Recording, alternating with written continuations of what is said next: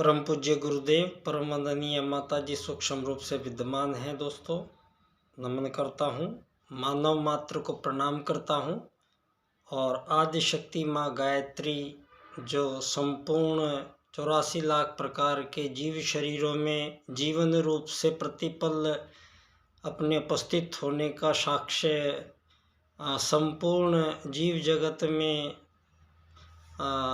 उनका अस्तित्व देखा जाता है प्राण रूप में। तो दोस्तों आदि शक्ति माँ गायत्री का शब्दार्थ ही गे प्लस 3 प्राणों को धारण करना। तो प्राण जो तत्व है, जो प्राण हैं, ये दिखाई नहीं देते हैं, लेकिन ये प्राणों से ही विद्युत के समान है, बिजली के समान है, चुंबकत्व के समान है, जय विद्युत के समान है। एक ऐसी बिजली रूपी जो शक्ति है वो आदि शक्ति माँ गायत्री है। दोस्तों धरती पे यहाँ हम वैदिक सनातन भारत से आप लोगों से निवेदन करते हैं। आज 2024 या आपकी 20वीं शताब्दी के आधार पे आज हम मानव जाति धरती पे निवास कर रही है और हमें बचपन से ही जो बताया गया है ये ABCD 1 2 3 4 और परमाणु की खोज डाल्टन ने करी, न्यूटन ने ग्रेविटी की खोज की, ब्रदर्स में वायुयान की खोज की। तो ये हमें जो पढ़ाया गया ये हमने पढ़ा और हमारे अभी तक अगर सौभाग्य नहीं होता मेरा तो परम पूज्य गुरुदेव का साहित्य अगर नहीं मिलता तो इस जन्म में बिल्कुल जैसे बहुसंख्यक लोग जो मान के जी लेते हैं, ये गरीब अमीर जैसे ईश्वर बना रहा है, ये मानवों की हिंदुओं को कोई और जन्म दे रहा है, मुस्लिमों को कोई और उनका खुदा जन्म दे रहा है, ईसाइयों को कोई और खुदा जन्म दे रहा है और इतने दूर दूर दूर दूर जाके और पूर्व पश्चिम उत्तर दक्षिण और ये विकसित अविकसित अल्प विकसित विकासशील देश, ये G5 G10 G20 देश, ये सौर मंडल राष्ट्र, ये इतने सारे मानवों को धरती पे भ्रमित करके और हमारे जो महान थाती जो ये सनातन वैदिक भारत सनातन यहाँ धरती पे और पूरे ब्रह्मांड में सनातन कौन है? सनातन केवल परमात्मा है। सनातन जो हमेशा हर जगह हर घड़ी व्याप्त रहता है, ये हमारे हिंदू मान्यताएं हैं, ये वेद मान्यताएं हैं जिनसे वेद धरती पे उपलब्ध सबसे प्राचीनतम ग्रंथ ऋग्वेद है और ऋग्वेद के आधार से जो हमें वेद कहता है दोस्तों। तो हमें यहाँ वेद से यहाँ पर पिछले ये जो 18वीं 15वीं 16वीं 17वीं 18वीं 19वीं शताब्दियाँ चल रही हैं, इनमें धर्म को यहाँ भ्रमित हुआ है और अलग अलग धर्म बना के और मानव एक दूसरे का कत्लेआम, युद्ध, वध, शोषण, हत्याएं, ये मानवों के बीच में सारी धरती ये चल रहा है दोस्तों। तो यहाँ हम लोग यहाँ पर वेद की बात सनातनी भारत में वेद की बात हम करते हैं। तो दोस्तों ये आर्ष वांग में जितना भी है ये कोई वेद को आज मैं आप सब लोगों के सम्मुख हमारे वेदों के बारे में कुछ चर्चा करना चाहूँगा दोस्तों। ज्ञान जीवन में वेद मतलब ज्ञान है, तो ज्ञान शब्द की जो सार्थकता व्यापक बोध और समग्र दृष्टि पाने में है। जो ऐसा ज्ञान जो हमें हमारा व्यापक बोध होना चाहिए कि आखिरकार हम हैं कौन, यहाँ मानवों को एक शरीर मान के, जातियाँ मान के, अमीर गरीब मान के, देश विदेश मान के, हिंदू मुस्लिम सिख ईसाई मान के, जितने भी धरती पे मानवों के बीच ये विभेद चल रहे हैं 1000 साल से, यहाँ मानवों के बीच में जो इसका जो मूल कारण है, वो सबसे पहला ये कारण है कि हमारे सनातन भारत को इन पश्चिम वालों ने जो बंदरों को और जंगलों में घूमने वाली ऐसी प्रजातियों के रूप में जो वर्णन हमारे इतिहास के इन लोगों ने किए हैं, और ये डाल्टन ने खोज की परमाणु की, अभी हमारे यहाँ पर वेद जीवन में हजारों साल पहले महर्षि कणाद ने पूरे पदार्थ जगत पे पूरी व्याख्या करके रखी हुई है।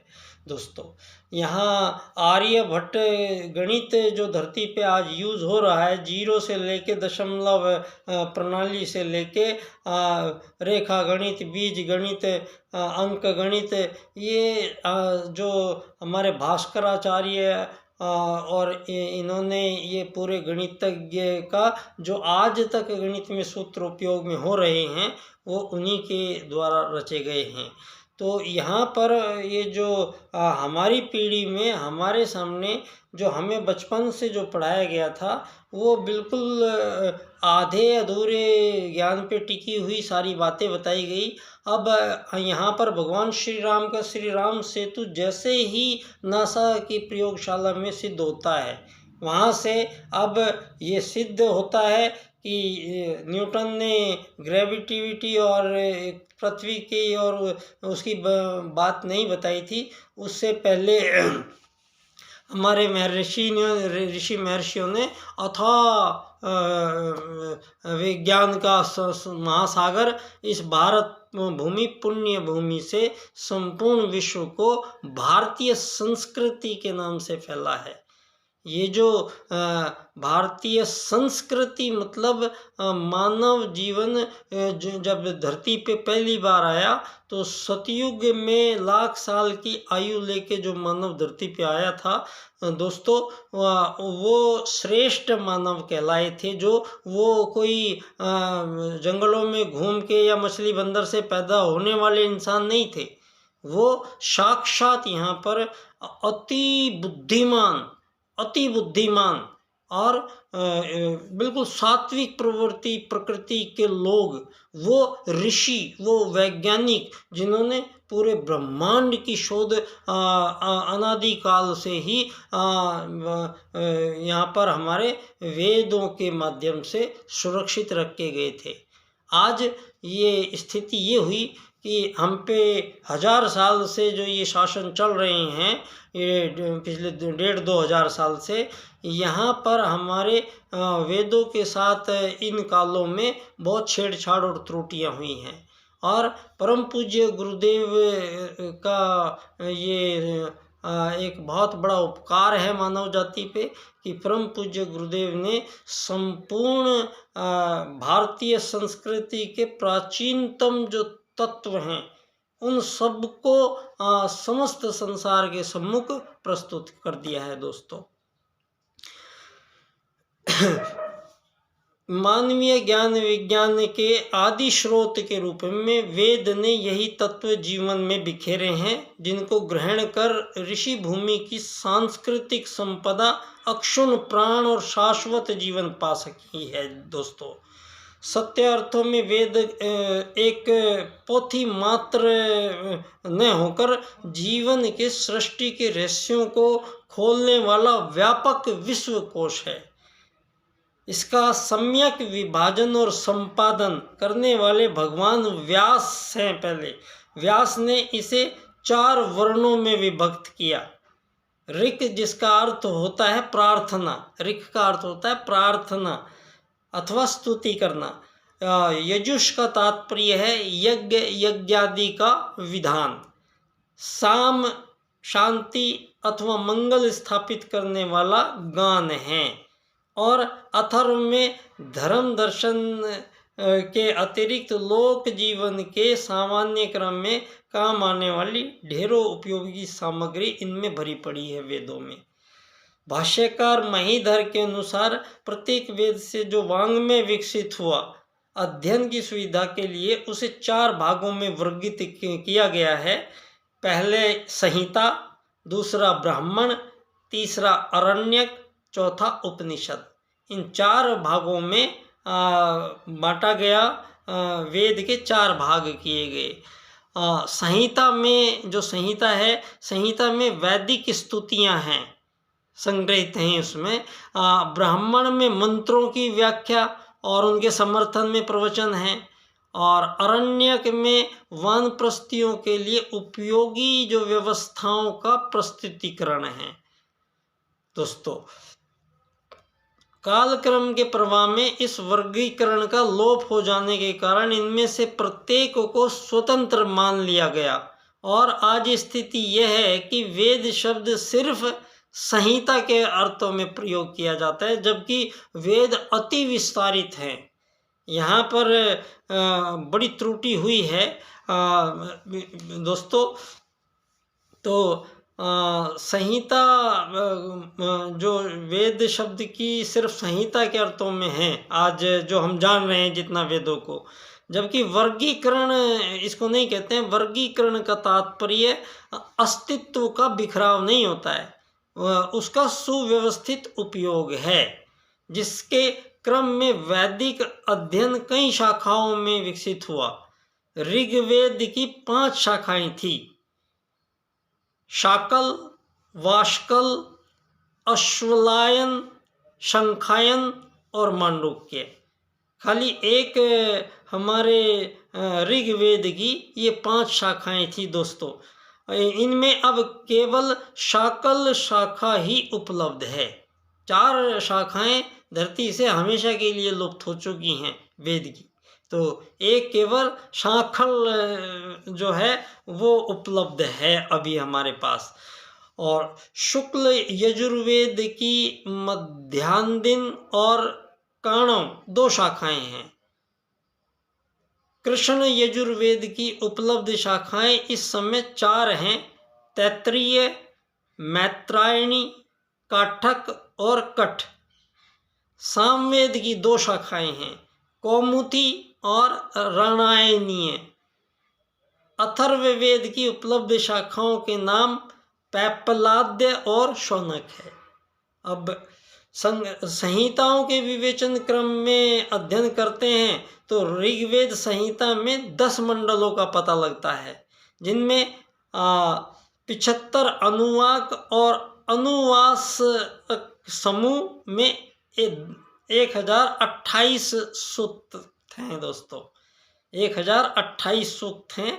सूक्तों में बहुत से भेद भी किए गए हैं, यथा महासूक्त है, मध्यम सूक्त हैं, शूद्र सूक्त हैं, ऋषि सूक्त हैं, छंद सूक्त हैं और देवता सूक्त हैं। वेदज्ञ मनीषियों के अनुसार ऋग्वेद के मंत्रों की संख्या 10,402 है। अब इनकी संख्या 402 से 10,402 से 10,668 तक हैं। यजुर्वेद के 2 भाग हैं, शुक्ल और कृष्ण। इनमें कृष्ण यजुर्वेद संहिता की तैत्तिरीय संहिता भी कहते हैं, जिसको मुक्तोपनिषद के अनुसार इसकी 109 शाखाएं थी, जिनमें से मात्र 12 शाखाएं और 14 उपशाखाएं ही धरती पर उपलब्ध हैं। इतना ये हमसे पहले ही जा चुका है। इस संहिता के कुल 7 अष्टक हैं। 700 अनुवादों वाले इस ग्रंथ में अश्वमेघ, अग्निष्ठोम, राजसूय, अतिशत्र आदि यज्ञों का इसमें भरपूर वर्णन है। इनमें 18,000 मंत्र मिलते हैं। शुक्ल यजुर्वेद की संहिता को वाजसनेयी और मध्यान्दिनी भी कहते हैं। इसमें 40 अध्याय, 290 अनुवाक और अनेक कांड हैं। यहाँ दर्शपूर्ण, भास, वाजपेय आदि यज्ञों का वर्णन है। सामवेद के पूर्व और उत्तर 2 भाग हैं। पूर्व संहिता को छंद, आर्थिक और सप्त साम नामों से भी अभिहित किया गया है, जिसमें 6 प्रपाठक हैं। सामवेद की उत्तर संहिता को उत्तरार्चिक या ब्रह्मदावल, शौनक, दैवी दर्शनी और चारण विद्या में से केवल शौनक शाखा ही आज बची है, बाकी सबका विलोप हो चुका है पहले ही। इसमें 20 कांड हैं। संहिताओं के पश्चात ब्राह्मणों का स्थान आता है। इनके विषय को 4 भागों में बांटा गया है: विधि विभाग, अथर्ववाद भाग, उपनिषद भाग और आख्यान भाग। विधि विभाग में यज्ञों के विधान का वर्णन है। इसमें अर्थ मीमांसा और शब्दों की निष्पत्ति भी बताई गई है। अथर्ववेद में यज्ञों के महात्म्य को समझाने के लिए प्रेरणा रचनात्मक विषयों का संपूर्ण वर्णन है। ब्राह्मणों के उपनिषद भाग में ब्राह्मण तत्व के विषय में विचार किया गया है। आख्यान भाषा में भाग में प्राचीन ऋषि वंशों, आचार्य वंशों और राजवंशों की कथाएं वर्णित हैं। प्रत्येक वैदिक संहिता के अलग अलग ब्राह्मण ग्रंथ हैं। ऋग्वेद के 2 ब्राह्मण हैं, ऐतरेय और कौबितकी। यजुर्वेद के भी 2 ब्राह्मण हैं, कृष्ण यजुर्वेद का तैत्तिरीय ब्राह्मण और शुक्ल यजुर्वेद का शतपथ ब्राह्मण। सामवेद की कौमुदीय शाखा के ब्राह्मण ग्रंथ 40 अध्यायों में विभक्त हैं, जिसकी जैमिनी शाखा के 2 ब्राह्मण ग्रंथ हैं, जैमिनी ब्राह्मण और जैमिनीय उपनिषद ब्राह्मण। इनमें क्रमशः आर्ष्य और छंदोग्य ब्राह्मण भी कहते हैं। अथर्ववेद की 9 शाखाएं हैं, किंतु एक ही ब्राह्मण उपलब्ध है, गोपाथ ब्राह्मण। अरण्यकों की विषय वस्तु सेनाचार्य के शब्दों में लोकसेवी वानप्रस्थों की प्रशिक्षण सामग्री है। मुख्य अरण्य ग्रंथों के क्रम में ऋग्वेद में ऐतरेय और कौशितिकी आरण्यक मिलते हैं। यजुर्वेद में कृष्ण यजुर्वेद का एक आरण्यक है, तैत्तिरीय आरण्यक, जिसमें 10 काष्ठों में आरण्य विधि का प्रतिपादन हुआ है। वृहद आरण्य शुक्ल यजुर्वेद का है। सामवेद में सिर्फ छंदोग्य आरण्यक मिलता है, जो 6 प्रपाठकों में विभाजित है। वेद का चरमोत्कर्ष उपनिषदों में मिलता है दोस्तों। अंतिम भाग होने के कारण इसे वेदांत की संज्ञा भी प्राप्त है। उपनिषदों ने ही स्वयं इस शब्द की व्याख्या सूचित की है। यह शब्द यदा व बलि भवति आय उत्ताथा भवति, उत्तिष्ठन् परिचरिता भवन्ति, परिचारन् उपास्ता भवति, उपसीदन् द्रष्टा भवति, श्रोता भवति, मंत्र भवति, बौद्ध भवति, कर्ता भवति, विज्ञाता भवति। ये छांदोग्य के 7/8 में है दोस्तों। जब मनुष्य बलवान होता है तब वह उठकर खड़ा होता है और खड़ा होने पर गुरु की सेवा करता है। फिर वह गुरु के पास जाकर बैठता है और सदा पास जाकर बैठने पर वह गुरु का जीवन ध्यान से देखता है, उनका व्याख्यान सुनता है, उसे मनन करता है, समझ लेता है और उसके अनुसार आचरण करता है। उसमें उसे विज्ञान यानी अप्रोक्ष अनुभूति का लाभ होता है। उपनि, ये 2 उपसर्ग और सद धातु से बने इस शब्द की व्याख्या में नि अर्थात निष्ठा से की व्याख्या छूट गई है, जिसका उल्लेख दूसरी जगह हुआ है। ब्रह्मचारी आचार्य कुलवासी अत्यनम आत्मानम आचार्य कुले आस्दयन। ब्रह्मचर्य पूर्वक गुरु के पास रहकर उपगुरु की सेवा में अपने आप को विशेष रूप से खपाने वाला सद जो रहस्यभूत विद्या प्राप्त करता है वह है उपनिषद। ये है उपनिषद दोस्तों।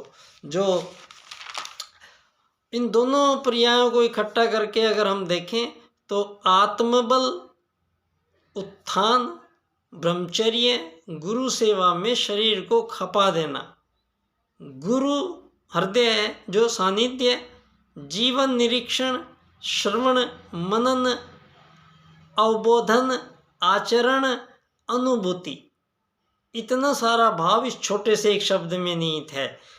इनकी संख्या कितनी है इस संदर्भ में अलग अलग विवरण मिलते हैं। मुक्तोपनिषद में 108 उपनिषदों की सूची है। उपनिषद वाक्य महाकोश में 223 उपनिषद ग्रंथों का नामोल्लेख हुआ है। इनकी वेदों से अभिन्नता और प्राचीनता की दृष्टि से रखकर विचार करें तो 108 उपनिषदों की सूची ही सार्थक लगती है। अन्य के संबंध में यही कहा जा सकता है कि मध्य युग में विभिन्न संप्रदायों ने अपनी प्राचीनता सिद्ध करने के लिए इनकी रचना की। इन 108 उपनिषदों में भी अपनी विशेष गहनता के कारण ईश, केन, कट, प्रश्न, मंडूक्य, तैत्तिरीय, ऐत्रेय, छांदोग्य, बृहदारण्यक और श्वेताश्वर कुछ इनमें से महत्वपूर्ण हैं। ज्ञान के विश्वकोश का यह व्यापक विस्तार उपरोक्त में अब आपके अधूरे रूप में ही मिला है। इतने पर भी चेतना की गहरी परतें खोलने वाले मंत्र इतने मोहक और उदात्त हैं जिन्हें पढ़कर विश्व मनीषा को चकित होना पड़ता है। इतने पर भी उनकी संख्या भी कम नहीं है जो अपने औक्षेपन और मूढ़ता दुराग्रह के कारण वेदों की उजूल व्याख्या करते रहते हैं। इसका एकमात्र कारण उनकी सस्ती लोकप्रियता बटेरना है और विद्वान होने का गौरव, सस्ता गौरव हासिल करने की उनकी समझी जा सकती है। उनके पास न तो संस्कृत भाषा की मर्मज्ञता है और न तप साधना की कुंजी। इसी अभाव के कारण आधुनिक मन इसे आदिम, जंगली और अत्यधिक बर्बर समाज की स्तोत्र संहिता मान बैठा है। यूरोपीय पांडित्य ने इसे जंगली शांतिकरण संबंधी यज्ञ बलिदानों का जखीरा मानकर अपनी समझ में बौनेपन का ही ढिंडोरा पीट दिया। देव भाषा संस्कृत नाम से अनभिज्ञ सामान्य जन का ये इतने भ्रमित हो जाना अस्वाभाविक भी नहीं है, क्योंकि संस्कृत अब जानते कितने लोग, बहुत कम लोग बचे हैं से, क्योंकि हमें तो मैकाले जी से प्रशिक्षित करवाया गया है। सांस्कृतिक विवेचन का वर्तमान प्रयास जिन महान उद्देश्यों को लेकर हो रहा है वे इस प्रचलित भ्रांतियों का निराकरण और अपने पूर्व पुरुषों द्वारा सौंपी गई विरासत का गौरव बोध है, जिसका जिक्र करते हुए महायोगी अनिर्वाण ने अपने ग्रंथ वेद मीमांसा में कहा है। वेद उन ऋषियों की कृति है जिन्होंने अपने मन द्वारा कुछ घड़कर रचने की जगह एक महान, व्यापक, शाश्वत तथा अपरुषीय सत्य को मंत्र में मूर्त करने वाले इन ऋषियों का नाम और दिया गया है एक नाम और कवि। वेद इनके बारे में कहता है कव्य है स्तुत्रतः। ये ऋग्वेद के 5/57/8 अर्थात वे दृष्टा जो दिव्य सत्य को सुनने वाले थे प्रथम बार। इस सत्य से अनभिज्ञ शब्दार्थ में उलझे वाले वेदों में पशु बलि, हिंसा जैसी न जाने कितनी बातों को ढूंढा करते हैं, जबकि वेद भगवान का स्पष्ट आदेश है पशुहुन पाहि गा माँ हिंसी अजा माँ हिंसी अपि माँ हिंसी इमं या हिंसी द्विपादम पशु माँ हिंसिरेकशकः पशु माँ हिस्यात सर्वाभूतानि। ये परम पूज्य गुरुदेव के ऋग्वेद भूमिका जो पृष्ठ 24 पर परम पूज्य गुरुदेव ने स्पष्ट किया है। पशुओं की रक्षा करो, गाय को मत मारो, बकरी को मत मारो, भेड़ को मत मारो, 2 पैर वाले मनुष्य हैं, पक्षी है, उनको मत मारो, 1 खुर वाले पशुओं, घोड़ा, गधा को मत मारो, किसी भी प्राणी की हिंसा मत करो। ये हमें वेद कहता है। चक्रव्यूह के अनुसार प्रतीकों का प्रयोग उपवेदों में भी हुआ है। ऋग्वेद का उपवेद आयुर्वेद, यजुर्वेद का उपवेद है धनुर्वेद, सामवेद का उपवेद है गंधर्व वेद और अथर्ववेद का उपवेद है अर्ध शास्त्र उपवेद है। परंतु भाव प्रकाश में आयुर्वेद को भी अथर्ववेद का ही उपवेद माना गया है। इन 4 के अलावा वेदों की 6 अंग भी हैं: शिक्षा, कल्प, व्याकरण, निरुक्त, ज्योतिष और छंद। दोस्तों इतना विस्तारित ये है। अभी उच्चारण के संबंध में उपदेश शिक्षा है, यज्ञ यज्ञादि कर्म संबंधी उपदेश कल्प हैं, शब्दों के संबंध में विचार व्याकरण है और उनकी व्युत्पत्ति और अर्थ के संबंध में विचार निरुक्त हैं। खगोल गणना अंतर्ग्राही प्रभावों का ज्ञान ज्योतिष है और छंदों काव्य के संबंध का ज्ञान छंद है। वैदिक ज्ञान के इन गहन तथ्यों को अधिक सुगमता से समझाया जा सके, इस लक्ष्य को लेकर पुराणों की रचना हुई है बाद में। तो पुराणों में ब्रह्म पुराण है, पद्म पुराण है, विष्णु पुराण है, शिव पुराण है, भागवत पुराण है, वायु पुराण है, नारद पुराण है, अग्नि पुराण है, ब्रह्मवैवर्त पुराण है, वाराह पुराण है, स्कंद पुराण है, मार्कंडेय पुराण है, वामानुराण पुराण है, कूर्म पुराण है, मत्स्य पुराण है, गरुड़ पुराण है, ब्रह्मांड पुराण है और लिंग पुराण है।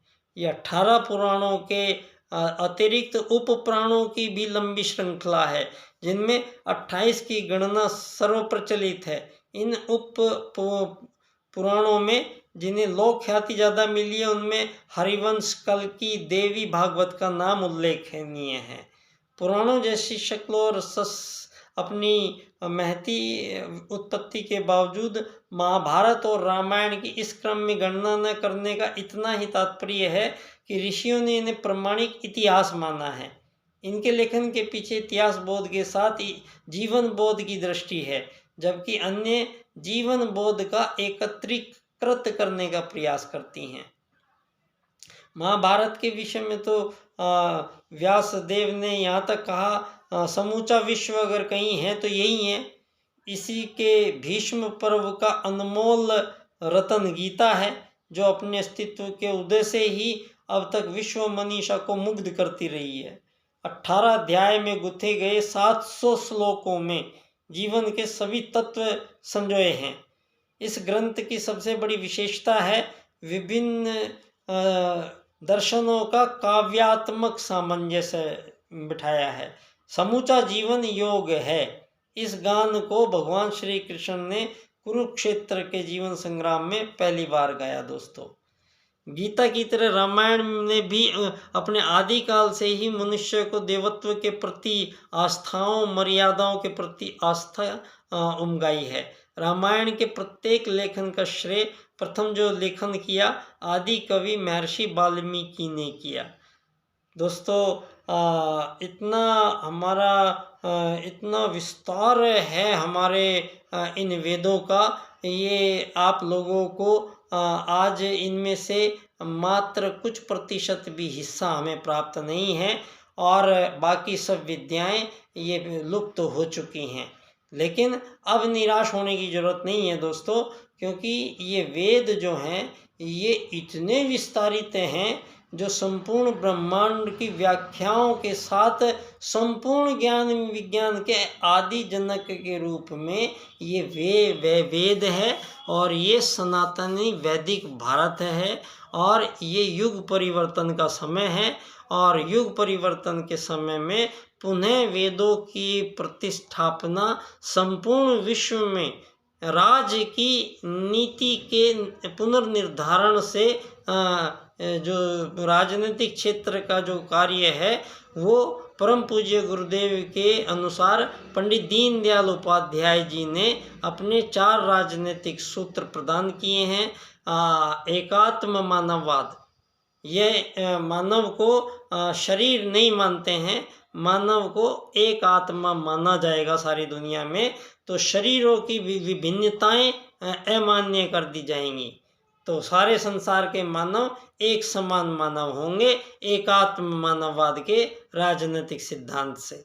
और अर्थायाम का राजनीतिक सिद्धांत से ये जो गरीब अमीर मालिक नौकर ये हजारों सालों से मानवों को बनना पड़ता है धरती पे आके, अब मानवों का ये विभाग परिवर्तित किया जाएगा और धरती पर अब ये अमीर गरीब मालिक नौकर बनकर पैदा होने के जो सिस्टम है ये सारे समाप्त किए जा रहे हैं दोस्तों। पुनः अर्थायाम में स्पष्ट किया है दीनदयाल जी ने, मानव धरती पे किसी को भी धन की कमी नहीं होनी चाहिए जीवन में और किसी के पास ज़्यादा नहीं होना चाहिए, ऐसी राजनीतिक व्यवस्था उन्होंने बनाई, अर्थायाम आधारित एकात्म मानववाद की राजनीतिक। तो दोस्तों ये पुनः आत्मत सर्वभूतेषु जो है वो परम पूज्य गुरुदेव ने दीनदयाल जी को राजनीति में सिद्ध करने के लिए दिया और उन्होंने एकात्म मानववाद का राजनीतिक दर्शन विश्व के सम्मुख प्रस्तुत किया। और अर्थायाम आपके धरती के संपूर्ण प्राणियों को, न रहेगा बांस न बजेगी बांसुरी।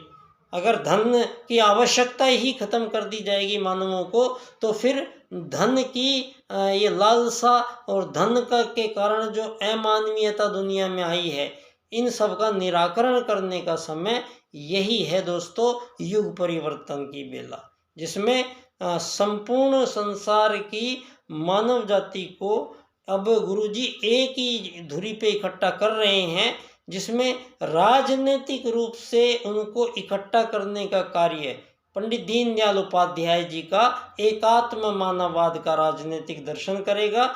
और ये बात विश्व न्यायालय में जाकर मुझे सिद्ध करने का अवसर प्रदान किया जाए कि धरती पे आज तक मानवों के द्वारा जो हमारे सतयुग के बाद में धरती की पहली राजनीति के प्रथम राजा धरती के मनुवाद धर्म अर्थ काम मोक्ष को हटा के, और पिछले 2000 सालों में हमें धर्म अर्थ काम मोक्ष से हटा के रोटी कपड़ा मकान चिकित्सा स्वास्थ्य सम्मान और दुकान, सिर्फ इन्हीं में मानव जीवन को सारे संसार के मानव प्राणियों को एक कृत्रिम जीवन ऐसा बना दिया है जिसमें मजबूरन उनको उसी में जीना पड़ रहा है। तो युग परिवर्तन के समय में ये सारी मजबूरियां अब हटने वाली हैं और सारे दुनिया में वेदों का जो वैदिक भारत है, यहाँ की जो वैदिक संस्कृति है, यहाँ का जो वैदिक राजनीतिक चिंतन दर्शन है, ये संपूर्ण संसार को अब एक करने जा रहा है दोस्तों। आप सब लोगों को मैं बच्चा डॉक्टर की तरफ से पुनः परम पूज्य गुरुदेव को नमन करता हूँ। आप सब लोगों को पुनः धन्यवाद बहुत बहुत, और चर्चाएं जारी रहेगी। और विषय है मेरा एकात्म मानववाद से समग्र व संपूर्ण वैश्वीकरणवाद, टोटल एंड कंप्लीट ग्लोबलाइजेशन। आपका आर्थिक उदारीकरणवाद आर्थिक वैश्वीकरणवाद नहीं चलेगा, ये समग्र व संपूर्ण वैश्वीकरणवाद होगा। अब धरती के 7 अरब लोगों को एक ही गांव बनाया जा रहा है धरती को, जिसका नाम होगा वसुधैव कुटुंबकम, और जिसको परम पूज्य गुरुदेव ने अखिल विश्व गायत्री परिवार कहा है। इस अखिल विश्व गायत्री परिवार का मतलब हुआ कि सारे संसार में सभी जीवित संपूर्ण प्रकार के प्राणियों का परिवार। यहाँ जीव जंतुओं को आप नहीं मार सकते। यहाँ बड़े परिवर्तन होने जा रहे हैं धरती पे, और ये जो व्याभिचार फैला है दुनिया में, ये जो कामुकताएं बढ़ी है दुनिया में, ये जो नशे बढ़े हैं दुनिया में, इन सब पे अब परम पूज्य गुरुदेव की ये युग निर्माण योजना का अंतिम चरण में प्रवेश दुनिया कर चुकी है। अब जो परम पूज्य गुरुदेव का जो सूक्ष्म और कारण स्तर पे जो पूरे वातावरण को बम्बई अश्वमेघ के माध्यम से और उसको तपोपूर्ण बना दिया है। अब इसका असर प्रत्येक मानव जाति पर, सारे संसार को दिखाई देगा। बहुत बहुत धन्यवाद। बच्चा डॉक्टर की तरफ से बाल्यकाल सेवा संस्थान का मैं अध्यक्ष, जो पंडित दीनदयाल उपाध्याय जी के 4 सूत्रों को व्याख्या मैं करता हूँ। अब इनकी व्याख्या: आर्थिक लोकतंत्र द्वारा अर्थायाम आधारित एकात्म मानववाद की राजनीति की स्थापना सारे विश्व में जब हम करेंगे तो हमें अंत्योदय की प्राप्ति तब होगी। ऐसे अंत्योदय नहीं होगा मोदी जी। आप 20 देशों को बुला के वसुदैव कुटुंबकम नहीं लिख सकते, और धरती पर कोई भी वसुदैव कुटुंबकम को सिद्ध नहीं कर सकता जब तक आप आत्मवत् सर्वभूतेषु को नहीं लिखेंगे पहले, क्योंकि धरती पे पहली इकाई एक आत्मा है, उसके बाद ये सारे संसार के मानव हैं। तो एक आत्म मानववाद के प्रणेता पंडित दीनदयाल उपाध्याय जी की इस राजनीतिक थ्योरी को मैं पिछले 20 साल से आपको सबको मैं बोल चुका हूँ, लेकिन इन 2 सूत्रों पर सारे भारत में कोई चर्चा करने के लिए तैयार नहीं होता है, अर्थायाम और एकात्म मानववाद। तो राजनीति भी जो हमारी जो ये पूरी अभ्यस्त है, क्योंकि पूरा प्लानिंग है, वो तो ट्रिलियन इकोनॉमी के पीछे भगाना ही तो उनका मकसद है। आपको ये ट्रिलियन इकोनॉमी हमसे हमें ज़रूरत नहीं है। अब मैंने पहले ही आप लोगों से काफ़ी इस बारे में बात कर चुका हूँ, तो चर्चाएं जारी रहेगी। पुनः परम पूज्य गुरुदेव परम वंदनीय माता जी को मैं नमन करता हूँ। ऐसे ही हम पर आशीर्वाद बनाए रखें और हम आगे बढ़ते रहें। धन्यवाद।